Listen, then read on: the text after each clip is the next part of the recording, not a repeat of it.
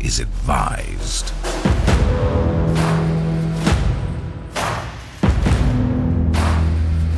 This is 10-Minute Murder.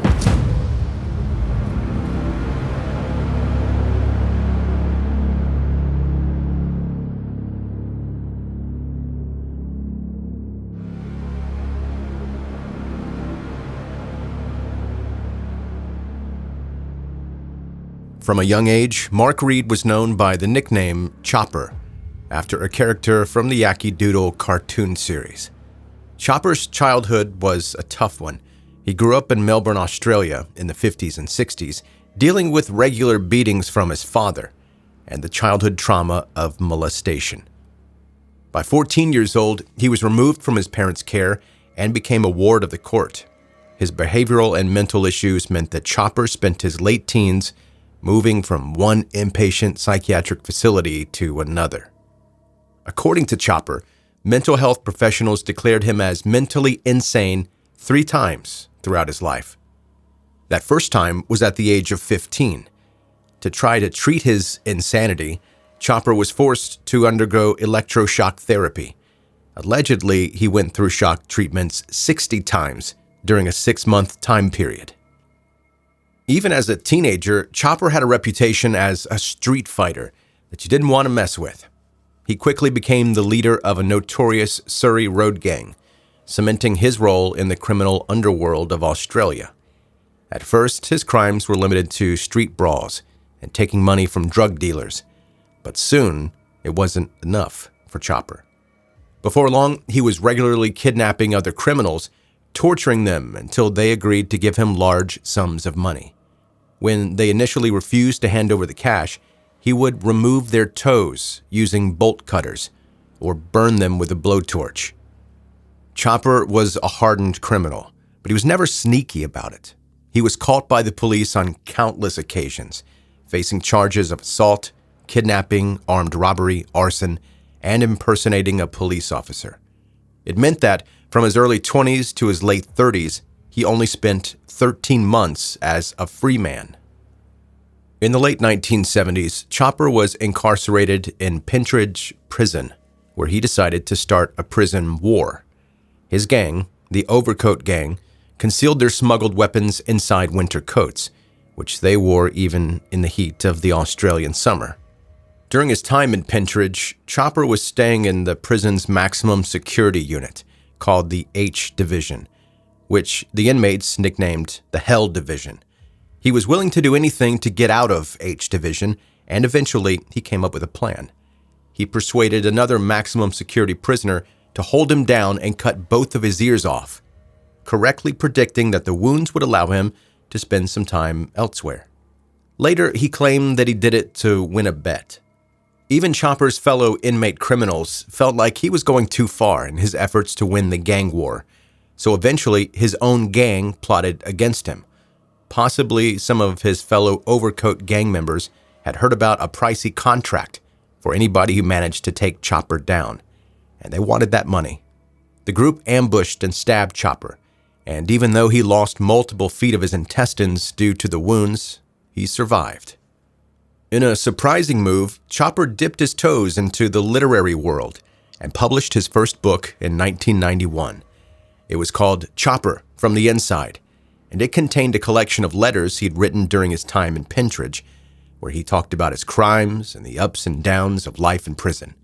He went on to publish a complete series of biographical books and eventually branched out into writing fictional novels, which he based on his own experiences as a prisoner and criminal.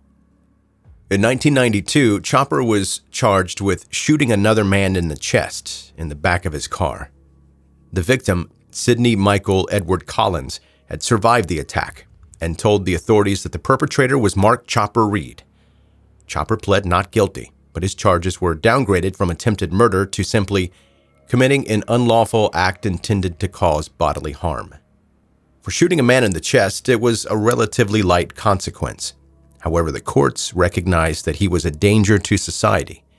They decided to sentence him to indefinite detention and declared him as a dangerous criminal, somebody who they felt should never be outside of a prison cell again. The conviction was appealed twice. Both times it was rejected. During his time imprisoned in Tasmania for shooting Sydney in the chest, Mark met and married Mary Ann Hodge, who worked for the Australian Taxation Office.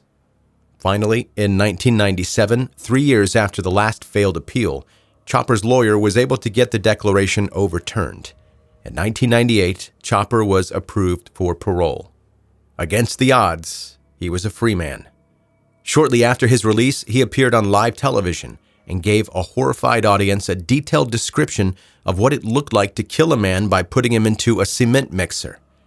And this didn't stop him from later being invited to act in an advertisement for the Pedestrian Council of Australia as a part of an anti-drunk driving campaign. Since his release from prison, Chopper lived with his wife, Mary Ann, in Tasmania. She gave birth to a son, a boy named Charlie, who Chopper credited with changing his life. Quote, "I became a human being at 45 when I saw my first boy born," he later said in an interview. In 2002, Chopper was a family man, but he became a person of interest in a crime once again. He was suspected to be involved in the disappearance of Sydney Collins, whose body was never found. However, there was never enough evidence to tie Chopper to the case, so he remained free. Chopper had always loved a performance. He had a constant desire for storytelling. It started with bragging to fellow inmates and progressed to publishing his stories for the world to see. And in 2005, he went on tour across Australia to perform. He'd created a series of shows, which he jokingly titled, "I'm Innocent." Chopper had become close friends with comedian Doug Chappell, who later joined him in his performances. In return, Chopper was often invited into Doug Chappell's comedy show as a guest. Chopper's artistic talents, and I'm using air quotes on talents, weren't limited to writing comedy and performances.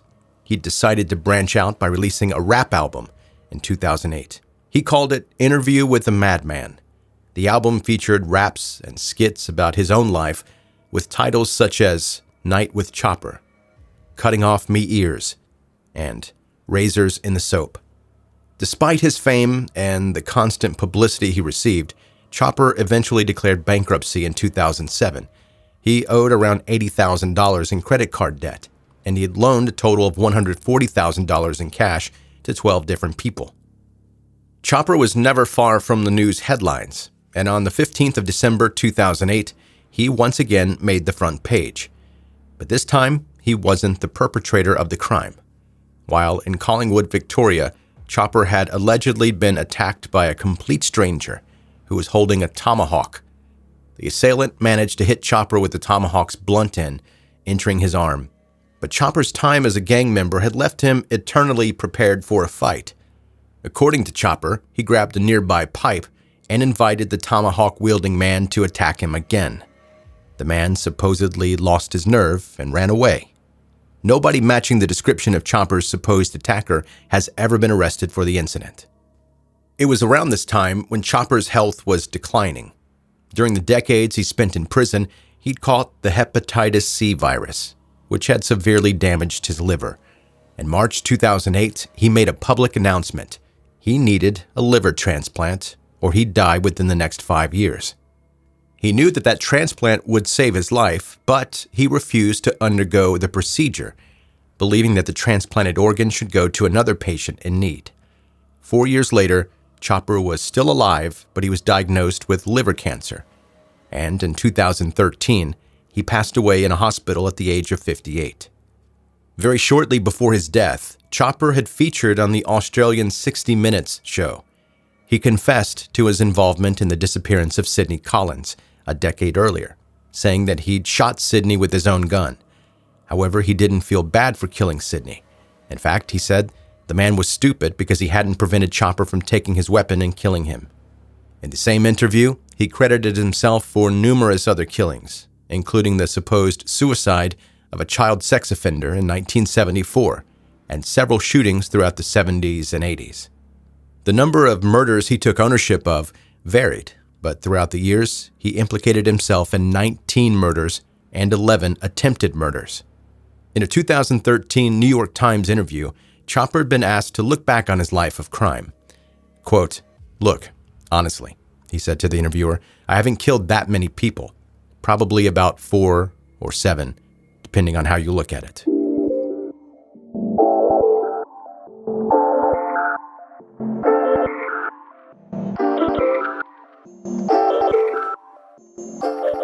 That's 10-Minute Murder for today.